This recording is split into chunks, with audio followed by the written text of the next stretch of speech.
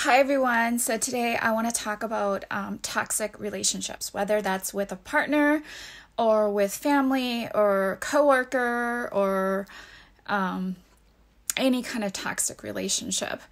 I've talked about this before, but I want to talk about it again at the beginning of the year because it can help set you up for the year, right?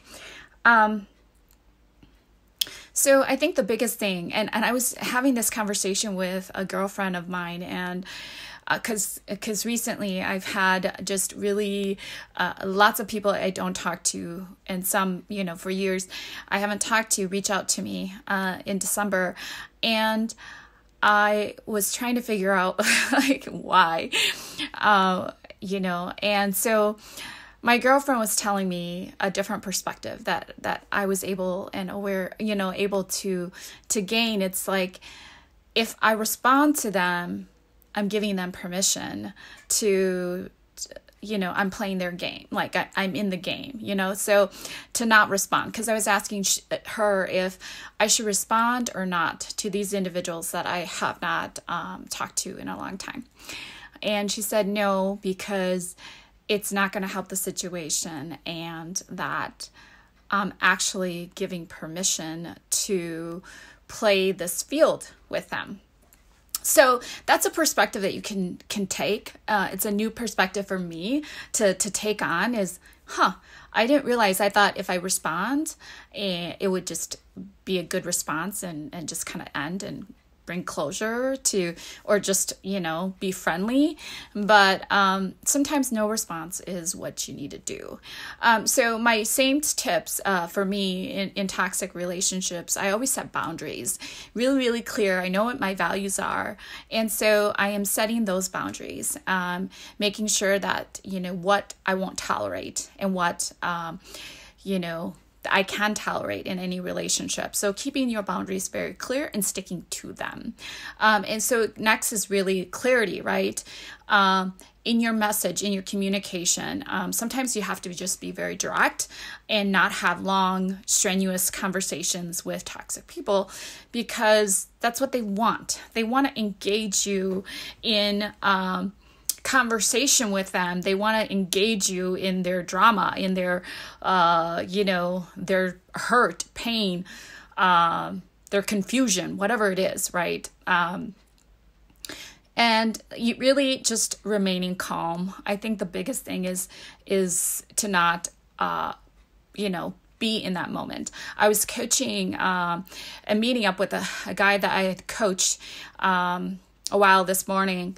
And he was talking about a toxic situation that he was in even this week, and that he, just said, okay, I'm just going to close the door, right? Someone was yelling at him, was just acting really unprofessional towards him. And so just not to engage, really remain calm, not engage in that, because again, they're not able to control their emotions doesn't mean that you shouldn't be in control of your emotions. So be in control of your emotions and what comes up for you.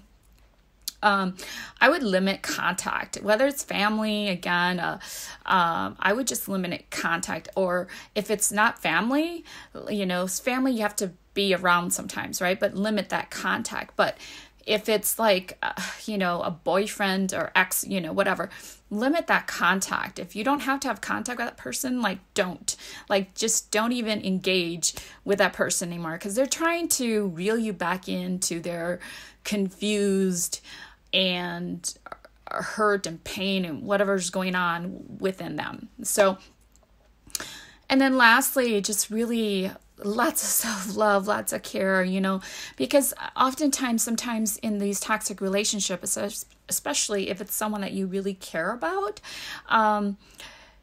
you want to help them, you love them, and you have hope and stuff. And so you want to kind of your heart is pulled back, right? Even mentally, you know, it's not going to change anything. It's not going to be helpful. It's going to be really toxic for you, but you're pulled back because of your heart, you know, the person that you are. And so really take care of yourself, like do a lot of self-love, find distractions. Biggest thing for me is I listen to a lot of books, and I will, I don't know, distract myself, exercise, like keep yourself busy and stay around people like you really care about and that really cares about you, so that you don't get back. So, you know, if someone messages you and you don't want to respond, keep yourself busy, right? Or block their number, whatever it is, you know, that you need to do to maintain yourself and set and keep your boundaries with, you know, people that are just, they're in pain, they're confused, they are not healed, whatever situation they are, they're acting it from their life, right? From their perspective, their world, their experiences. And so, but they pull you into this, their mess. And so if you don't want to be pulled into other people's drama, mess, be very, very clear about your boundaries and very, very clear about your values, very, very clear about who you are, what you don't want, and sticking with it. The biggest part is to stick with it, right? To set rules, standards for yourself and stick with that. I think that's the hardest when you care about, these are people you care about, or you have to see them on a regular basis. So those are my tips for you in 2020 to really keep yourself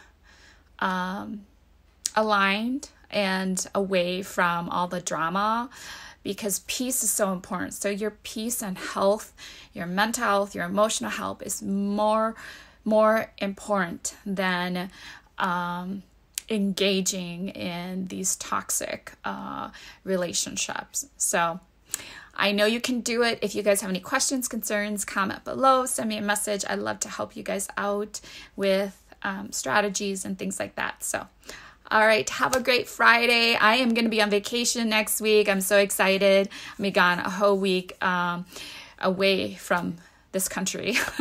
And so I'm very, very excited for that. So I wish you guys a great 2020. Set really healthy boundaries for yourself with toxic people. All right, take care.